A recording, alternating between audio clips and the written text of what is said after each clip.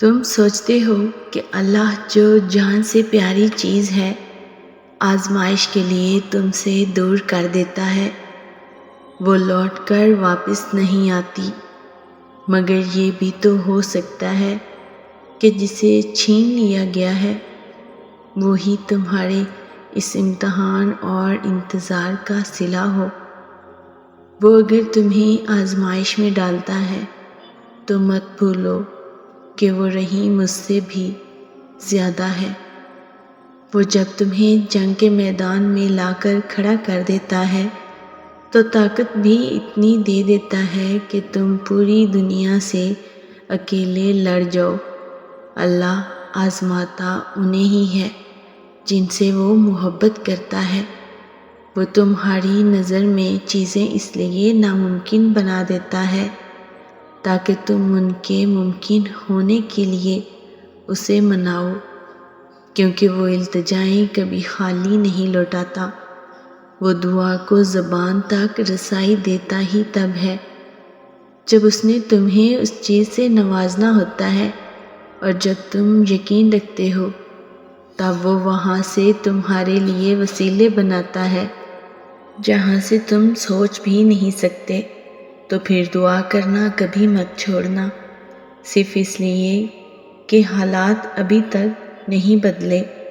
ایسا نہیں ہے کہ حالات اب کبھی نہیں بدلیں گے۔ تبدیلی کائنات کا اصول ہے، اور اللہ اپنے بندوں کو کبھی بھی مسلسل تکلیف میں نہیں رکھتا۔ اللہ تعالیٰ قرآن پاک میں فرماتا ہے، بے شک اللہ صبر کرنے والوں کے ساتھ ہے۔ اگر آپ صبر کیے ہوئے ہو نا، دیکھو اللہ پاک تو قرآن میں فرما رہا ہے کہ میں صبر کرنے والوں کے ساتھ ہوں۔ تو جب اللہ کا ساتھ پا لیا ہے تو اس کے ساتھ سے بڑھ کر اور کیا چاہیے؟ اس لیے اپنی دعاؤں کے کن ہونے تک تھوڑا صبر اور کرو۔ اللہ تمہارے ساتھ ہے۔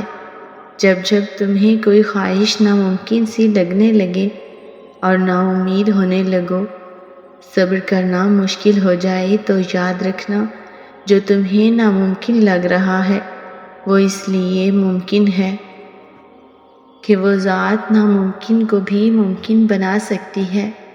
نا امید نہ ہو، یہی تو صبر کرنا ہے، یہی تو اس کے کن پر کامل یقین کرنا ہے، یہی تو آزمائش ہے تمہارے صبر کی۔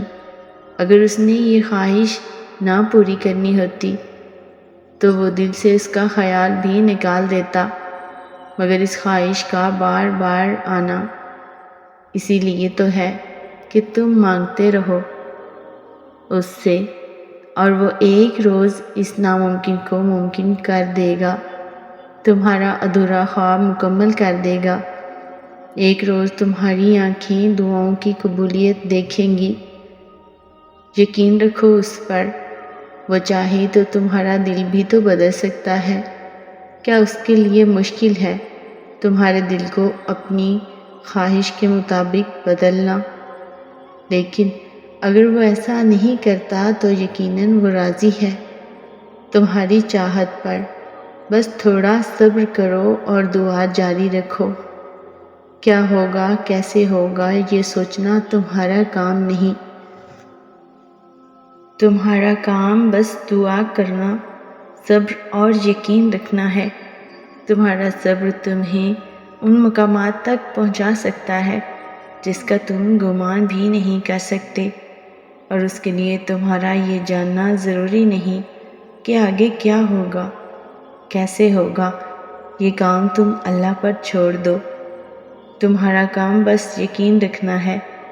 ممکن سے لے کر ناممکن تک، حاصل سے لے کر لا حاصل تک، روشنی اور معجزے تم میں چھپے ہوتے ہیں اور انہیں تم نے خود میں ڈھونڈنا ہوتا ہے۔ وہ جس کو چاہتا ہے اپنی جانب موڑ لیتا ہے، چپ چاپ، اور کسی کو خبر بھی نہیں ہونے دیتا۔